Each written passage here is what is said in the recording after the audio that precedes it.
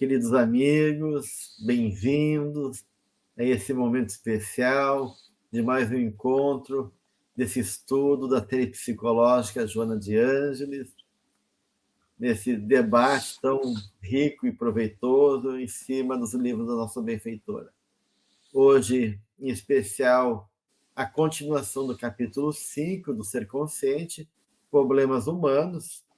Semana passada, a gente trabalhou a questão justamente dos problemas humanos, né?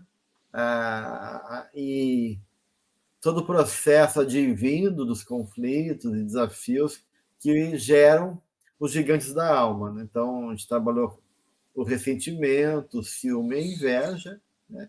E hoje, né, junto com a Guadalupe e Tiago, vamos estar trabalhando a segunda parte do capítulo, que é justamente a necessidade de valorização e padrões de comportamento, mudanças. Uma continuidade do assunto da semana passada. Quem não pôde escutar, é bom ir lá, dar uma olhadinha, para poder pegar a sequência aqui do nosso estudo. Então, bem-vindos, Tiago, Guadalupe, mais esse encontro. E estamos aqui com esse desafio, né? Que é a necessidade de valorização. Alguém quer começar trazendo algum ponto que achou interessante, algum elemento que queira se sentiu provocado a partir da leitura? Bom, eu posso começar então. E é interessante que a Joana ela prepara o terreno em torno, né, das intercorrências, das relações humanas. Ela traz né, os ressentimentos, ciúmes e invejas como representações de como que a alma se atribula perante a vida, como a alma se mostra frágil diante da existência, né? Do atrito, das relações, dos conflitos, das necessidades de se sentir valorizada. E é justamente em torno desse lugar, né, depois de mostrar esse mosaico de representações de como que a alma parece estar sempre em desconforto com o mundo e nas relações, pelas questões da própria intimidade do próprio ser, ela traz justamente a proposta de que, então, como cuidar disso, né? Como enfrentar esses gigantes, né, que atormentam, esses fantasmas gigantes que atormentam a alma.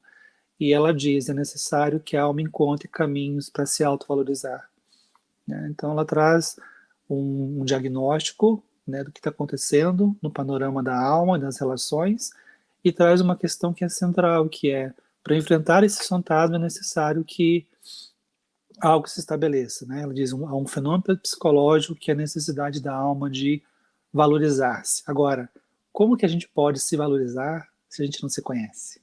Então é um desafio, né? Ela faz esse link trazendo essa relação de maturidade e imaturidade psicológica a partir de um ego que não reconhece, de alguma maneira, o seu valor, né? Então, realmente, né, Tiago, é bem isso que estás trazendo. Vem toda essa construção e agora ela vai nos chamando a atenção que existem outros gigantes, né? E a partir daí, a gente pode botar luz justamente nesses que têm um potencial de nos engrandecer e de engrandecer a vida, né? Aí ela fala, então, vou trazer a frase, que já é logo no início aqui do capítulo, o terceiro parágrafo do capítulo, não, do necessidade de valorização, né? Tivesse maturidade psicológica e recorreria, então, a outros gigantes da alma, daí construtores, né? A gente falou antes do ciúme, da inveja e do ressentimento, né? Ela traz os construtores, como o amor, o esforço pessoal, a conscientização, a solidariedade, a filantropia, desenvolvendo essas possibilidades de enriquecimento interior capazes de planificação. Só nesse parágrafo, ela já nos dá aí uma fórmula muito concreta de por onde nós devemos caminhar, né? Não tem subjetividade nas palavras da mentora, ela é muito clara em nos trazer qual é, então, a solução, né? Então, isso é muito bom, porque trabalha com o nosso potencial e com a nossa pequenez, com a nossa inconsciência. Ela traz em palavras que todos nós entendemos, né? Amor, esforço pessoal e assim por diante. Então, acho isso muito educativo. Eu acho bem importante tudo isso que estão falando, porque realmente é sair desse lugar da pequenez, da infelicidade, para esse gigante da alma, e como o positivo, né, que é o amor, a solidariedade e assim por diante.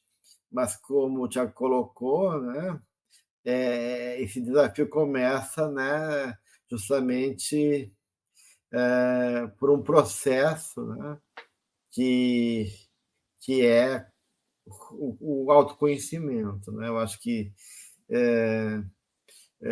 quando a gente pensa que todos nós carregamos algum nível de sofrimento, né? Porque esse gigante da alma negativo, o ressentimento, os ciúmes, a inveja, né? Fala dessa dor do ser humano, né? Que está numa fantasia de abandono, de impossibilidade, de insegurança, que coloca a gente nesse lugar de autoestima baixa, de desvalorização. Então, de certa maneira, esse sofrimento é um portal, né, pelo qual o ser humano passa quando ele quer se tornar consciente de si mesmo. Né? Então, isso envolve esse trabalho com a nossa cruz, né?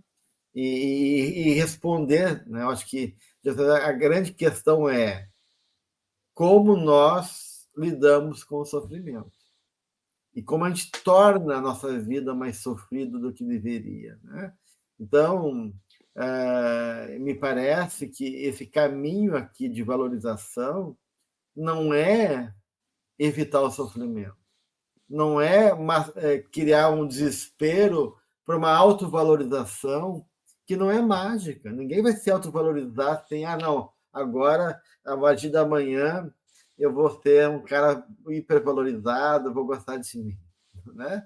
Então, me parece que a imagem da cruz, né, quando o Jung trabalha a imagem da cruz e pega a cruz como um símbolo de colisão, mas ao mesmo tempo de reconciliação, né, e integração dos opostos, e eu tenho que primeiro aceitar esse oposto dentro de mim, esse lado que é difícil de eu reconhecer, né, para poder me reconciliar e fazer esse caminho de valorização. Então, isso exige me aceitar por inteiro e me conhecer, como o Tiago colocou, né? Para que essa dimensão mais plena minha possa, aos pouquinhos, ganhar assento e encontrar um caminho realizável. Né? Porque a gente tem que começar de algum lugar, né, para fazer isso.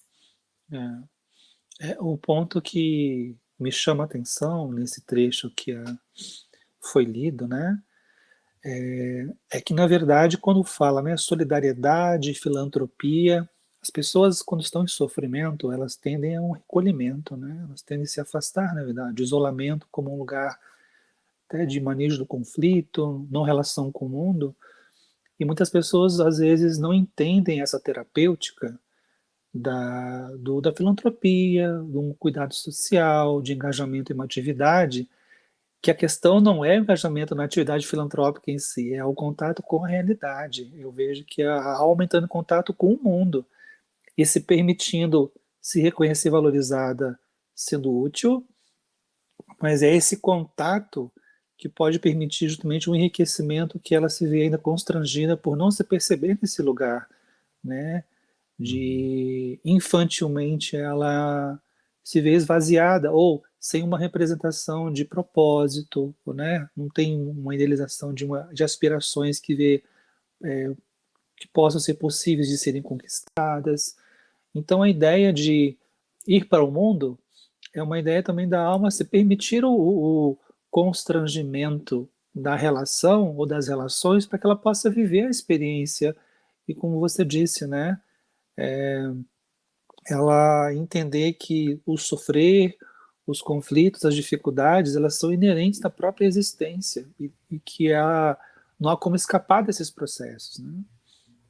Eu acho importante isso que vocês estão trazendo e isso que tu trouxeste, né, Tiago, a experiência, porque como eu comecei ali, ela traz toda essa diretriz, mas na verdade é isso, não adianta o comportamento externo, é experienciar, é ir a fundo de nós mesmos. É claro que a mudança do comportamento, ela é benéfica, ela é um começo, né, mas é essa interiorização daquilo que a mentora traz é que vai realmente nos colocar num lugar onde nós estamos naturalmente nos sentindo valorizados, né? E muito me parece que ainda alguns de nós se perdem nisso, porque acaba repetindo padrões externos sem uma transformação interior maior, mais profunda, né? Então a gente vai fazendo dentro do meio espírita, que é o que a gente vive, mas de outros também, fazendo, e que bom, né? Estamos fazendo, mas naquele padrão de que eu não posso parar, né? Porque se eu parar, eu vou entrar em contato comigo mesmo.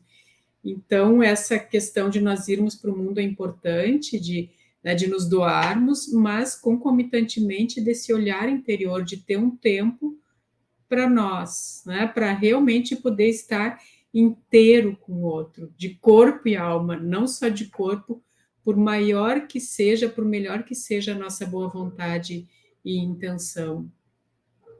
É interessante, né, que todas as pessoas que conseguem se sacrificar pelos outros, né, que têm uma atitude de conseguir, né, sair de si, né, para poder cooperar, a gente percebe que esse sacrifício sempre é precedido de um ato de autoexame. Porque o que a gente sacrifica é o ego em favor do que é maior, do que o self, da dimensão profunda da nossa alma. E a mesma coisa ao contrário, né? Se a gente quiser, de uma certa maneira, chegar a nós, né? Independente do outro, não tem como fazer isso em um autoexame. E aí, essa proposta que estão trazendo, né? Que, na medida que eu saio de mim, né? E reconheço a dimensão do sofrimento da vida, que não é só eu que sofro, mas o mundo também sofre, e que as pessoas passam por questões talvez muito mais complexas do que a minha realidade, né? Eu começo a relativizar, né? E poder, de uma certa maneira, suportar aquilo que eu não quero ser, a minha sombra, né? E de outra maneira, também conseguir não projetar no outro aquilo que eu, na minha fantasia infantil, projetava, né? Para que, nesse movimento, né, eu possa realmente fazer do sacrifício um ato de libertação, de reconhecimento, porque eu estou sacrificando não é a minha vida, que vai continuar limitada em muitos aspectos. Eu estou sacrificando justamente esse ego onipotente infantil que não suporta a ideia que eu possa carregar a minha cruz, né? E poder não e poder fazer dela um ato de engrandecimento de alma, porque a questão toda é essa. Na medida que eu fico nessa infantilidade e não consigo reconhecer o valor da minha vida e, consequentemente, do meu valor, eu troco essa fuga do ego que gera o ressentimento e ciúmes, justamente por esse sofrimento pior, que é um sofrimento neurótico, um substituto, né? Que é justamente esses esquemas emocionais aprisionantes que me puxam cada vez mais para baixo, né, gente? Então, de uma certa maneira, né, a Joana fala que todo esse movimento nos convoca à humildade. E essa humildade começa a reconhecer, sim, né? Eu posso ver na minha pequenez não o terror de não ser amado, não o terror de uma fragilidade, não o terror de uma insegurança, mas a possibilidade de reconhecer que sim, que na minha pequenez eu posso me entregar e me aceitar, e aceitar também a pequenez do outro, desse movimento de reconciliação, de construção de uma caminhada favorável, onde o valor está justamente nessa condição do pequeno, né? Como diz o Plotino, o detalhe da beleza está no detalhe. Então, me parece que essa questão da humildade aqui, essa atitude, né, de humildade, que não tem a ver com questões sociais, com mais ou menos, mas de uma atitude interna é fundamental para poder buscar essa valorização. Parece contraditório, né? Como é que eu vou buscar a minha valorização me colocando de maneira humilde? É verdade. Eu lembrei aqui, eu queria contar para vocês uma experiência. Acho que uns 15 anos, 20 anos, eu estava na Universidade de Brasília e na época ele tinha um morador de rua, né? Andava só com uma bermuda muito suja pelo campus e diziam que ele era filho de uma pessoa, de um professor, de alguém, mas eu acho que isso era uma lenda. E um dia eu vi ele passando pela rua e eu fui falar com ele, né? Com a intenção, eu vou ajudá-lo, né? E eu me recordo que eu me aproximei e falei para ele assim: você está com fome? E a reação dele foi muito violenta, mas não me assustou, me irritou. Eu fiquei irritado. E aí depois eu fiquei aqui, eu fui tentando entender aquilo. Depois eu pensei, eu acho que estou pensando assim: quem ele pensa que é para negar a minha ajuda?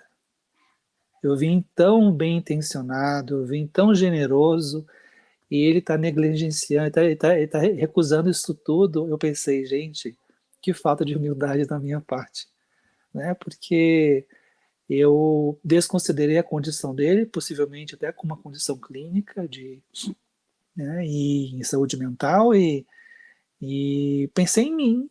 Eu estou ofendido. Quem pensa que eu vim oferecer o meu préstimo, a minha caridade, e ele está simplesmente jogando isso fora? Então, muitas vezes, a nossa humildade, o texto traz isso, né? A Joana fala, esconde às vezes, mascara falsas intenções ou mascara questões veladas da alma, né?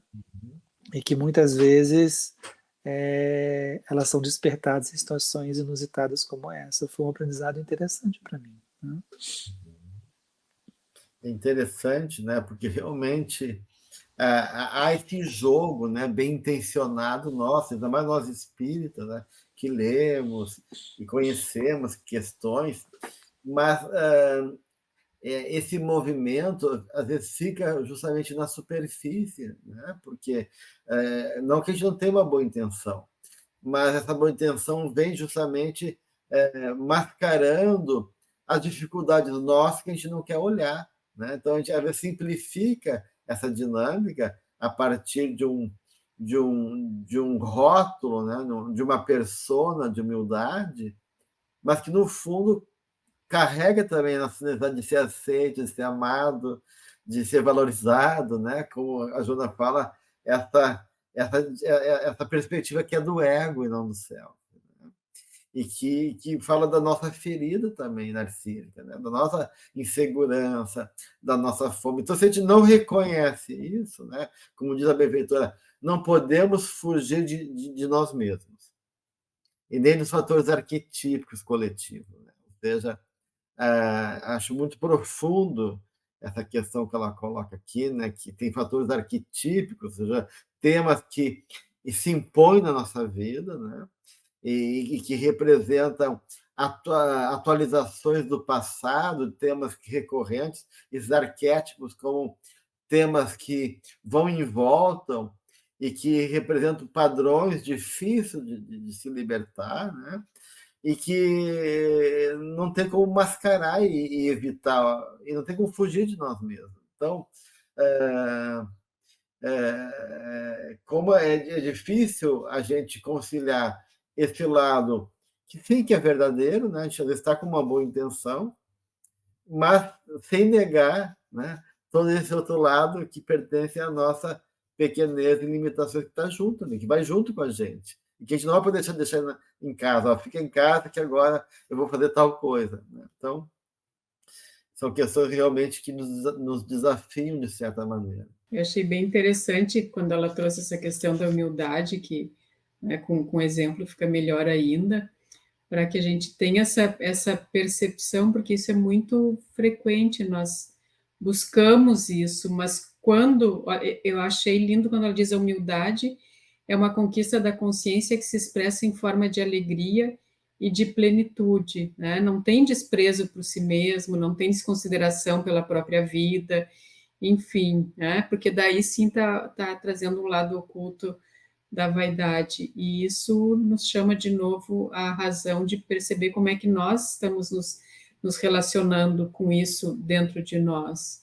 E é muito frequente mesmo esse tipo de situação. Achei interessante que tu disseste, uma conhecida trouxe uma situação semelhante, e que ela também foi na rodoviária oferecer uma comida, né, para um rapaz que estava ali muito com frio e realmente parecendo passar necessidade. Ela fez assim, olha, eu vou comprar um lanche para mim, tu quer um lanche? Ele disse, eu quero um pedaço de bolo. E ela foi lá e bondosamente ela pensou, não, comprou uma torrada, comprou um suco, né, para alimentar o rapaz e entregou, e ele ficou muito bravo, porque ele queria um pedaço de bolo, né? E ele disse, isso eu não quero. E então, daí ela falou também né, de como aquilo bateu nela, mas é isso, a gente aprende com essas relações, e a gente aprende a se colocar daí num lugar de igualdade, e não, porque ela disse a mesma coisa, eles, puxa vida, né, eu estava oferecendo, então como isso é comum ainda em nós, e a gente às vezes não percebe, foi para mim uma grande lição, né? Ouvindo você contar essa história, eu lembrei desse pequeno trecho que está no texto que a Joana fala de que forma que o ego busca a valorização. Porque é isso. O que está acontecendo nesse momento, né? Quando estamos em contato com o outro?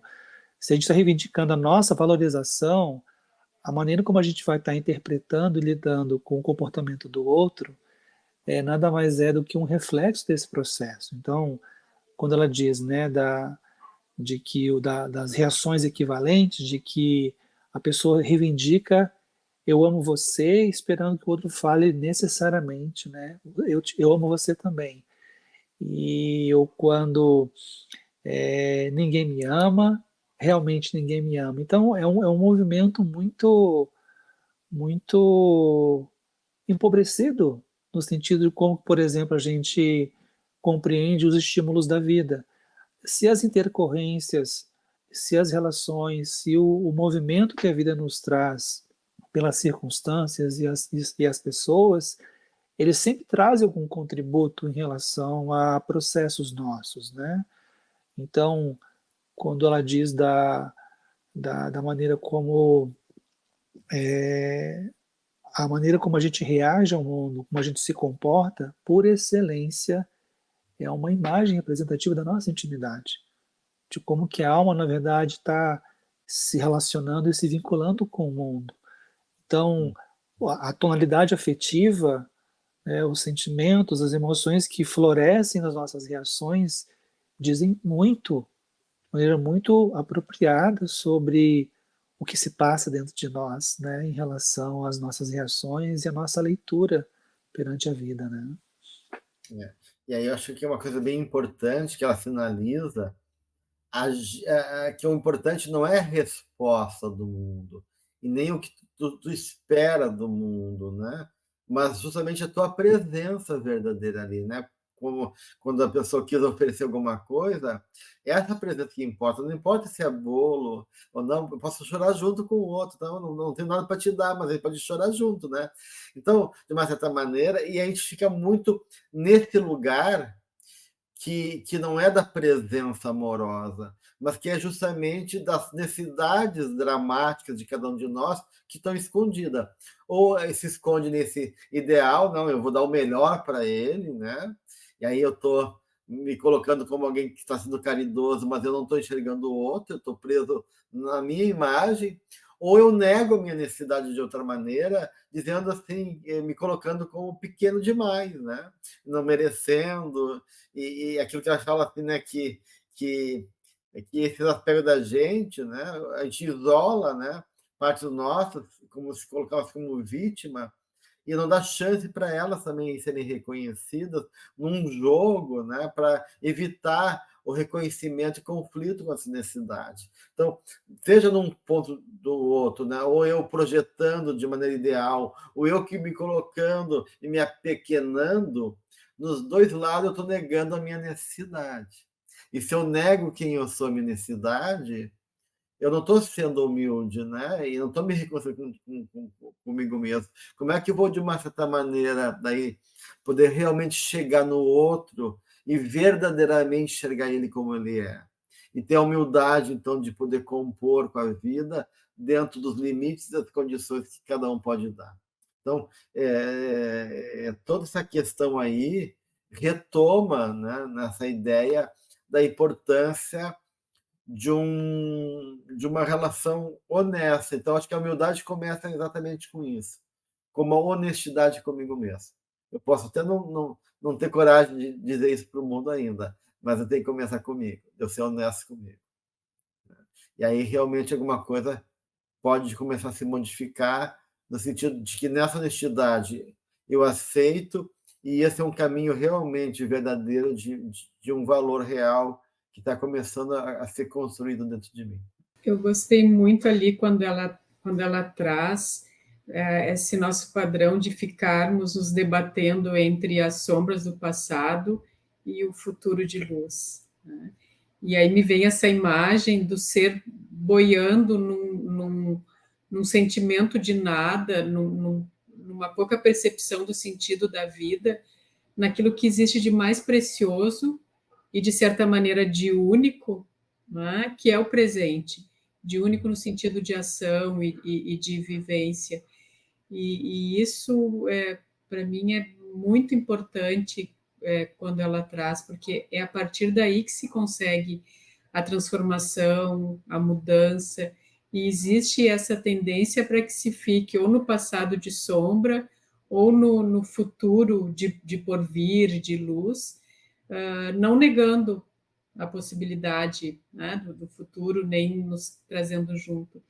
Mas o momento que nós temos é esse. E quando a gente vive nesse momento, que é o que nós temos, aí a relação ela acontece, a gente consegue, se percebendo no momento presente, único, perceber melhor a necessidade do outro através até de, e principalmente, talvez, de uma linguagem não falada, mas dessa comunicação não verbal e de campo mental e de campo energético, porque é o que nós temos, né? E muitas vezes me vem essa imagem que às vezes parece que se fica ali boiando num nada que deveria ser o nosso tudo do momento. Não sei se a gente já podia, puxando o gancho que ela trouxe, da ideia da comunicação como, né, a linguagem como um atributo fundamental para possibilidades de como que a alma se relaciona com a vida, se relaciona com o outro, como que, ainda mais no mundo de hoje, né, em torno da mediação das relações por meio de aplicativos, redes sociais, e não sei se vocês têm essa experiência, mas ouvindo muitos jovens, adolescentes de hoje em dia, eles têm muita dificuldade de construir a relação tete a tete com o outro. Tudo é muito mediado e é muito difícil para eles externalizarem aquilo que a Joana fala. É importante uma comunicação interpessoal que seja saudável, que seja verdadeira, né? E em torno disso permanecem conflitos e problemas que a alma tem dificuldade de externalizar.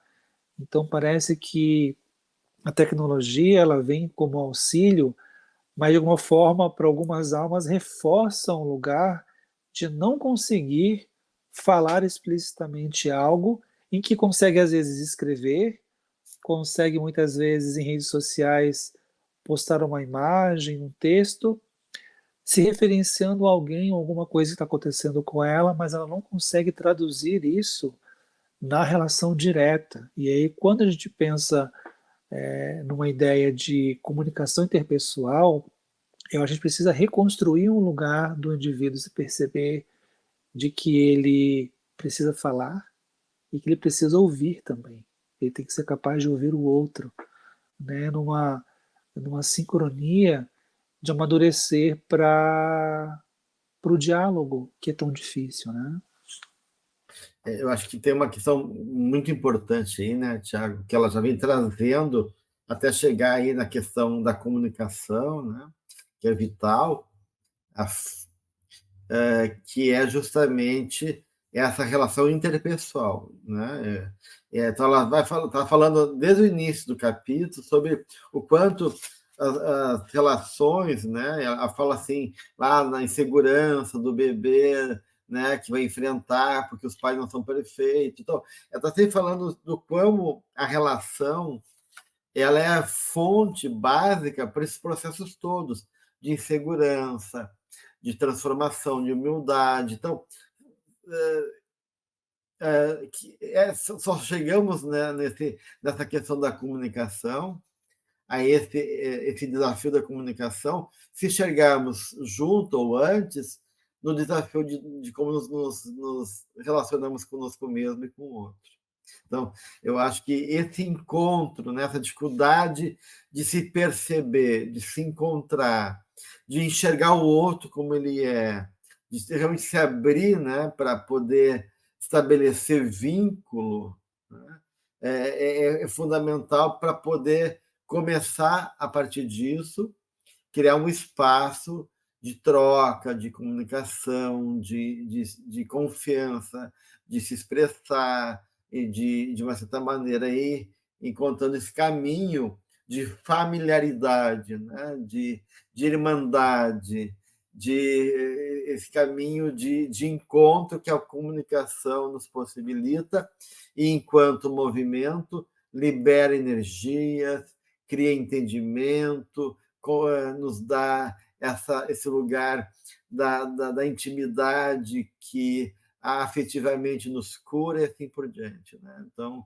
é um desafio enorme, porque agora a gente encontra muito essa dificuldade com as mídias, mas sempre teve, né? Quando não era a mídia, era as relações de poder nos casamentos, onde o homem pode tudo, a mulher não pode nada, e a mulher não pode falar, ou das relações sociais, econômicas. Então, a questão da comunicação sempre tem uma questão problemática aí, né, Tiago? Agora tem a questão da mídia, da internet, que acaba sendo um empecilho, né? Já que facilita uma outra forma de vínculo que tu pode se esconder por trás dela, né? Mas acho que é um desafio que está lá, ó, há muito tempo presente na nossa vida, né? Eu posso fazer um pequeno comentário sobre isso. Parece que sempre o mascaramento de quem somos, acho que sempre acompanhou a trajetória de como a gente se relaciona com a vida, né?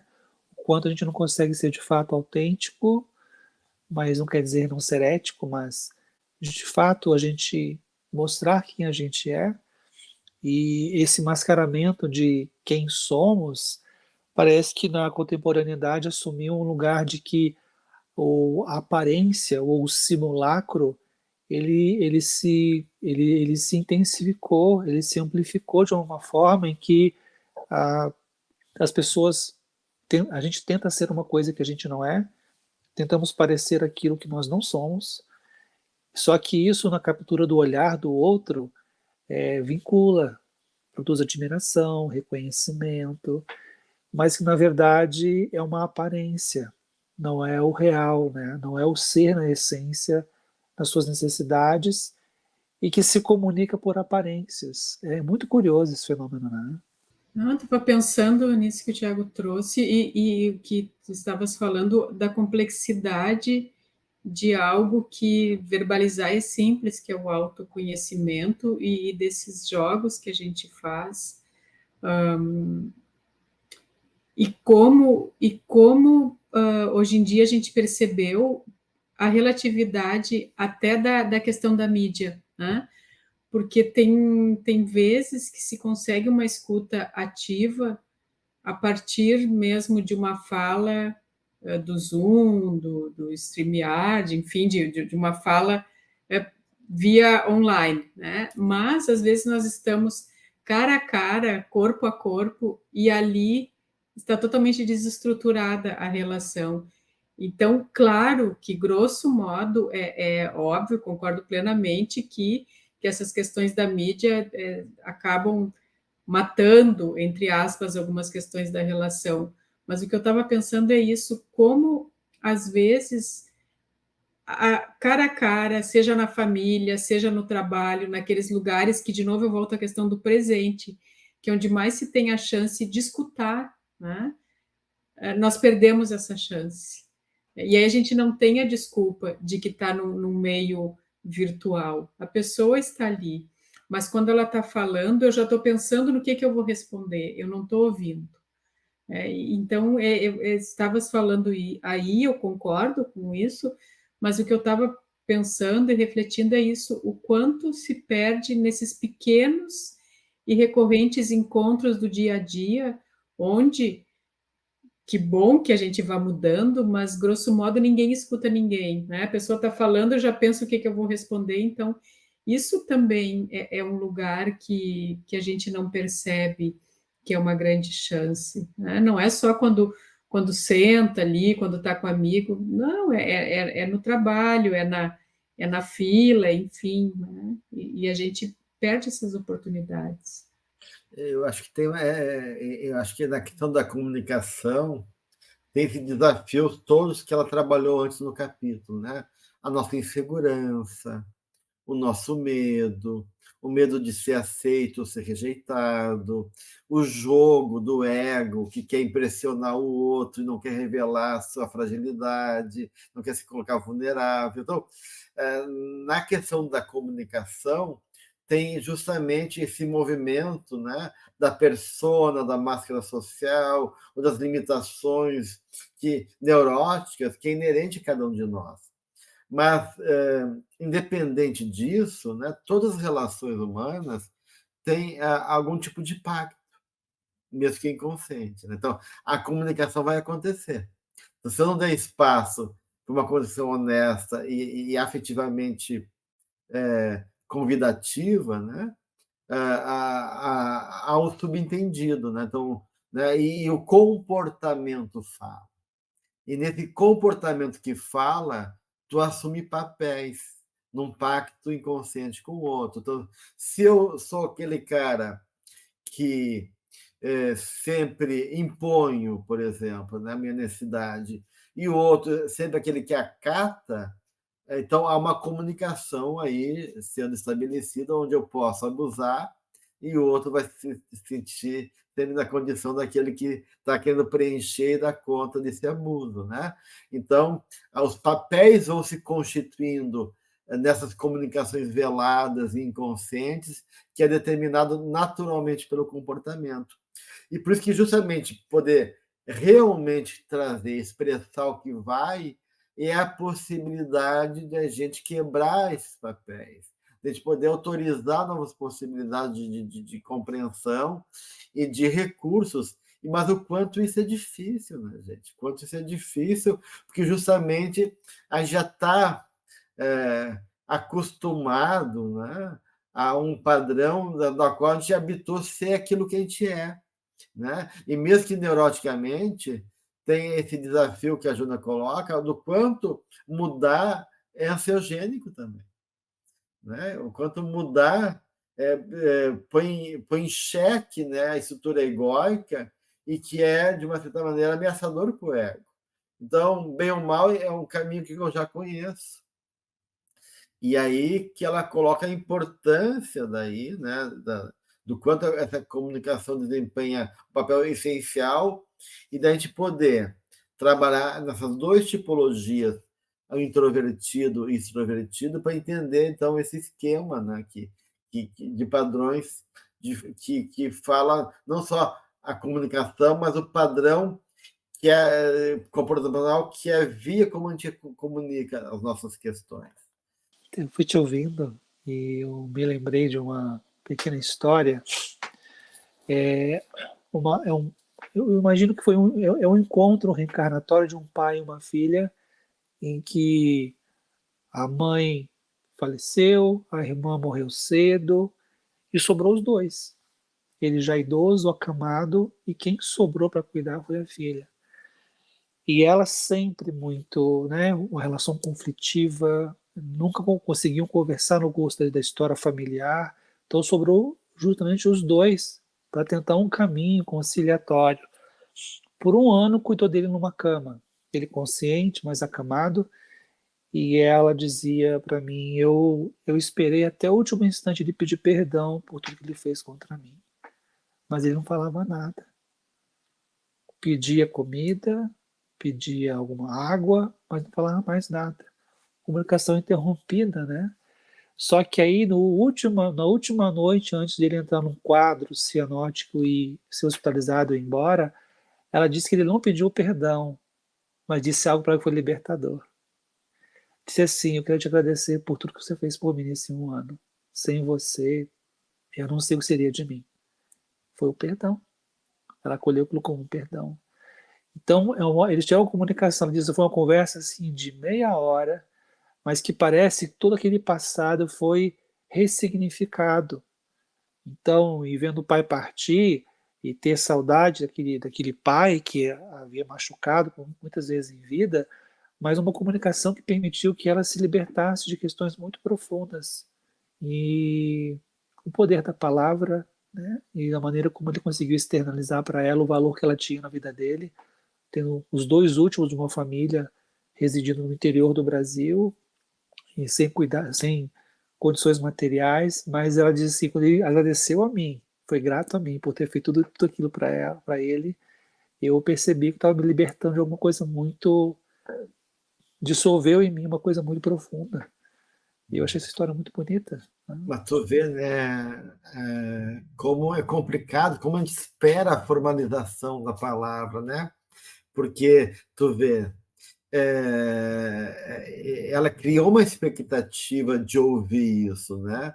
Mas talvez a atitude dele de fragilidade e submissão a ela já era uma forma de busca de perdão, mas a gente não consegue. E aí que começa com a complicação, porque se a pessoa é introvertida, como a Jona coloca, é uma pessoa que é muito tímida, né? É mais voltado para dentro, a libido, a energia está lá dentro. A relação com o objeto, então, é uma relação não tão favorável, não tão disponível com o objeto. O quão difícil a pessoa vai poder expressar as suas coisas. Já o extrovertido tem muita facilidade de ter uma relação mais positiva com o objeto, né? Mas às vezes se torna superficial, né? Ele fala, né? Mas não faz contato, né, com a sua essência, e falar pode ser fácil, mas é uma fala, às vezes, inconsistente. Então, essas questões são muito complexas, por isso que eu acho que, de uma certa maneira, tem um grande desafio na comunicação que impõe a todos nós, porque poder falar realmente tem um poder enorme, dizer, né? Trazer isso para a consciência, assumir isso realmente é transformador, mas se a gente conseguir realmente se abrir para entender o outro, para receber o outro e aceitar que essa comunicação, às vezes, é difícil ser feita de uma maneira formal, assim, pela fala, né? E enxergar que a alma está ali, com toda a dor, dificuldade, ela está falando de uma certa maneira, isso também vai ser um grande progresso para todos nós, né? Porque falar realmente é uma conquista, né? E nem sempre as pessoas conseguem chegar nesse lugar. Ela ali fala um pouco, para mim, um pouco sobre isso, quando se repartem informações no interrelacionamento pessoal, compartem-se emoções, e quando eu li isso, me veio muito essa questão justamente dessa comunicação não verbal, né? De tu estar ali com o outro, e o quanto isso, através dos campos de interação, acaba realmente passando. Muito além da palavra, às vezes através do silêncio, às vezes através da palavra atravessada, da fala mais superficial, mas o que está ocorrendo por dentro, como o Gelson está trazendo, daquela alma, de alguma forma, tentando, se debatendo às vezes, né, tentando comunicar ou tentando verbalizar suas questões, o quanto a escuta atenta, no caso, estar ali, volta ao presente, né, estar ali com a pessoa, e estar conosco mesmo e naquela relação, o quanto isso é transformador, o quanto isso faz parte dessa mudança de padrão de comportamento, e mesmo que aquele que necessite mudar naquele momento seja o nosso interlocutor, o acolher sem palavras, já deixa a semente ali de que a pessoa, de alguma forma, consegue suplantar as questões egóicas, né? Então, eu acho muito importante isso, essa questão das forças da alma, né? Pensamento, sentimento e vontade, de nós cuidando do nosso, né? Cuidando de nós, como o Gerson trouxe, a gente também leva para o outro, né? Volta aí a questão que nós precisamos nos melhorar para é a única solução, né? O autoconhecimento, conhece a ti mesmo.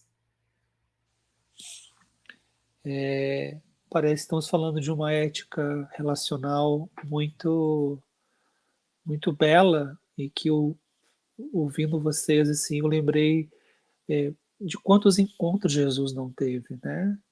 Com quem quer que fosse, mas sempre um lugar de uma escuta generosa, né? De acolher quem quer que fosse, estar ali presente para aquela alma.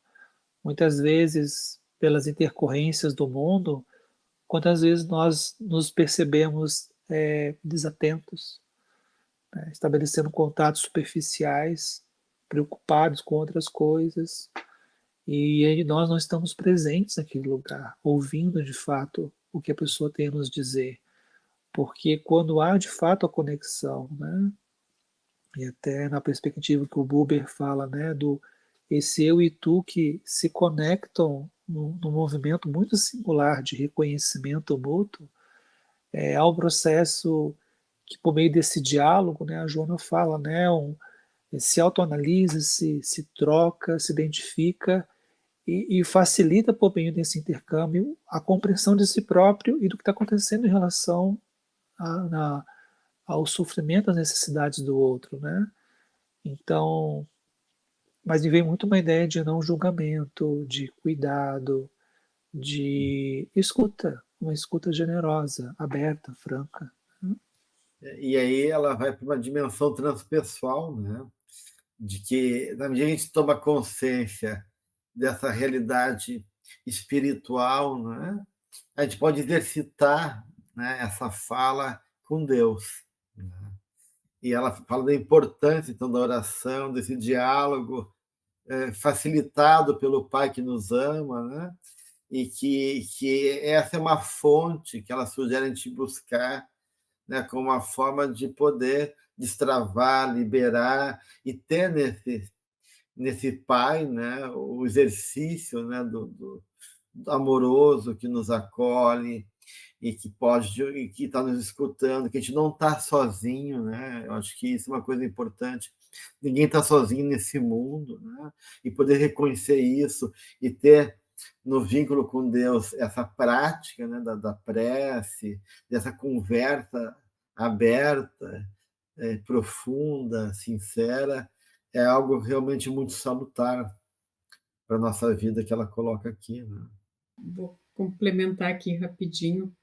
Ela traz essas ferramentas e aí eu gosto de lembrar sempre da importância, além da prece, claro, da meditação, das leituras edificantes, da própria questão da solidariedade, porque a partir daí a gente vai se envolvendo com outro padrão vibratório, vai abrindo campo para se entender a partir das relações, e a meditação é importante para que a gente consiga ficar conosco, consiga aprender a serenar e realmente se transformar, né? Então, Vale lembrar já que só ler não vai nos transformar, só meditar não vai nos transformar, mas se a gente se instrui, medita, ora e tem muito boa vontade, humildade, a gente está no caminho, né?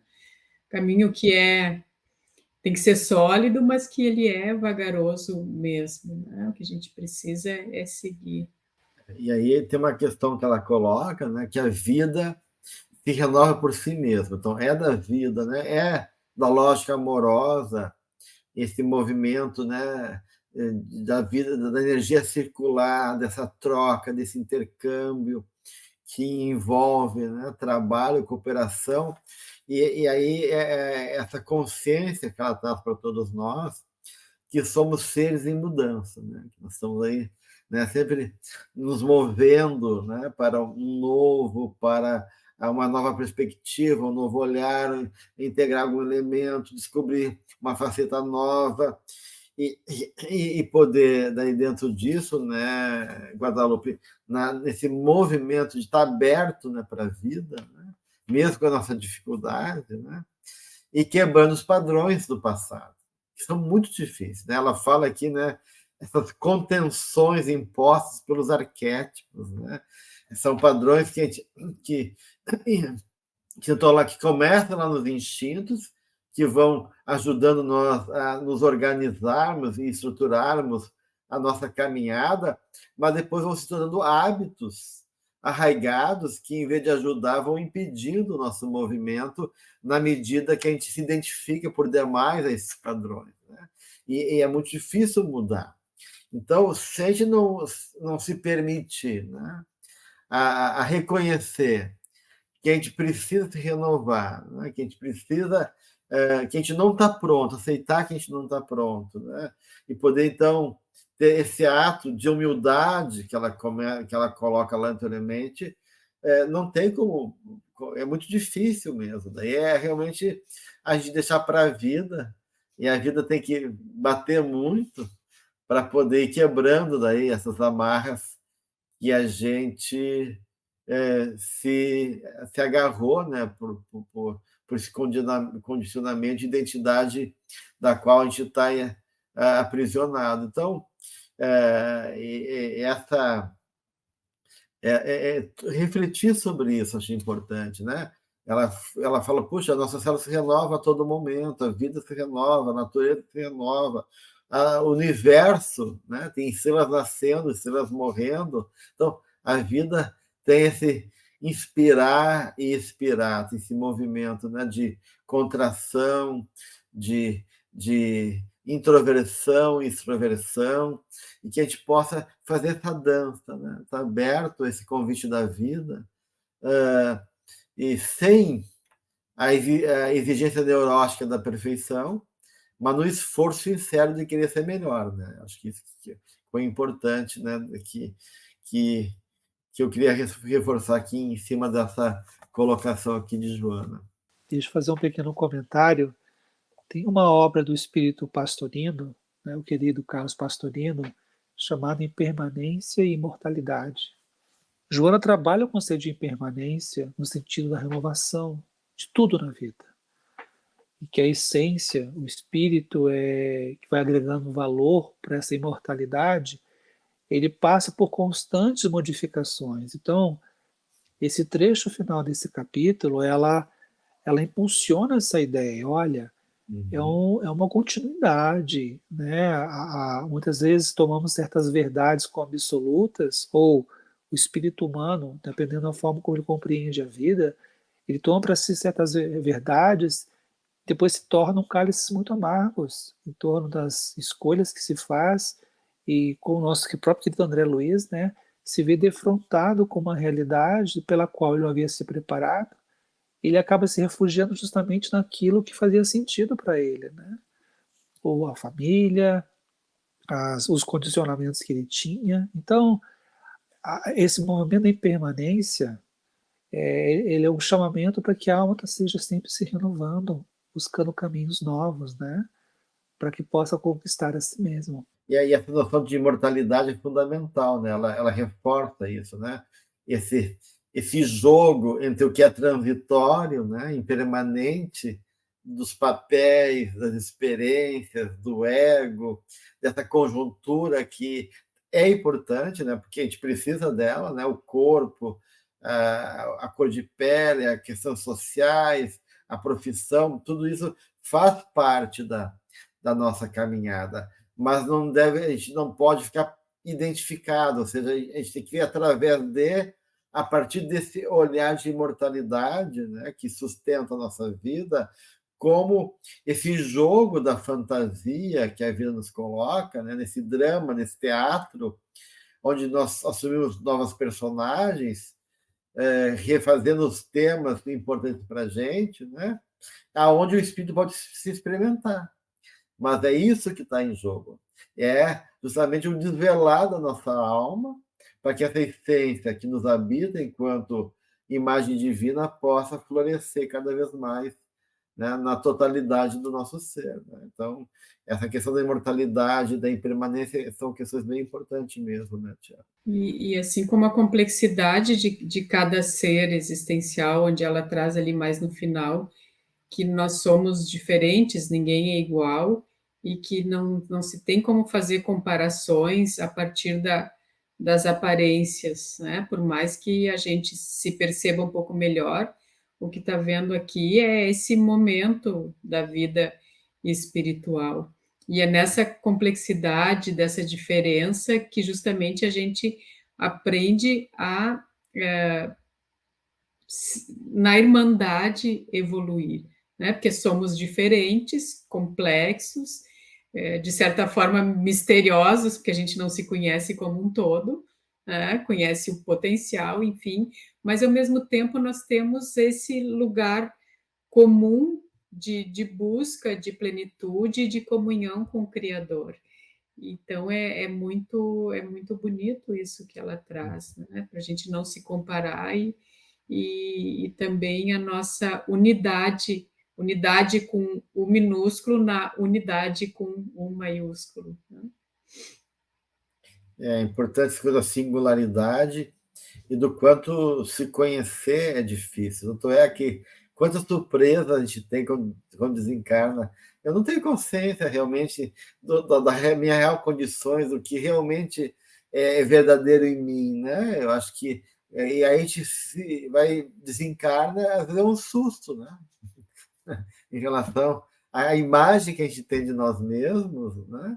E aquilo que realmente habita nosso coração. E às vezes há uma distância grande entre uma coisa e outra, mesmo parecendo tudo aquilo muito verdadeiro. Então, realmente, esse desafio constante, né, que a Jana fala, de autorrealização, e que, de uma certa maneira, se dá por esse processo de abertura, né? Uma abertura de percepção, uma abertura de reconhecimento, uma abertura de prestar atenção, né? Respeito, né? Respeitar, um olhar com cuidado, um olhar cuidadoso conosco mesmo e para com a vida, para que a gente possa realmente tirar de cada momento o melhor para nós e também dar o melhor que a gente pode dar também em relação ao nosso papel no mundo. Então, esse é um grande desafio. No final do item inveja, né, que tivemos a oportunidade de ter estudado anteriormente, o grupo, tem uma coisa que é muito profunda, que ela diz assim, o cultivo da alegria pelo que é. É muito difícil a gente ser alegre e feliz com aquilo que a gente tem e que a gente é, né? Porque a gente se sente às vezes insuficiente, a gente se acha feio, a gente se percebe sem virtudes, a gente se percebe sem qualidades. Então, cultivar a alegria pelo que nós somos, né? Mas sem deixar de ter antivisão, né? De quais são os recursos próximos a serem alcançados, né? Para que eu alcance novos patamares. Eu acho que é a base, que é aquilo que o nosso querido Sérgio Lopes dizia, né? A base da montanha é a humildade. Você quer granjear os degraus acima que levam você a esse lugar mais pleno? Compreenda o lugar que você se encontra no mundo. Veja qual é a dimensão do seu alcance, do que você pode estar fazendo agora. E sinta-se feliz por estar nesse lugar, com as virtudes que eu já aquinhou. E ela termina dizendo assim, né? Enseja o despertar do amor a si próprio, o amor ao próximo e o amor a Deus. o que é uma visão muito bonita, né, dessa nossa jornada da alma. Com certeza. Muito bom, né, gente? Bem, fica então esse convite para a gente poder fazer essa comunicação verdadeira conosco mesmo, né? E nesse exercício que Joana nos coloca, né, de buscar esse conhecimento e essa alegria de ser o que se é, na responsabilidade de sermos melhor cada vez mais, né? No próximo encontro, então, já avançamos para o capítulo 6, condicionamentos, que a gente vai ver justamente as questões dos arquétipos e como eles estão presentes na nossa vida. Então, fica o convite, estamos juntos novamente no próximo encontro.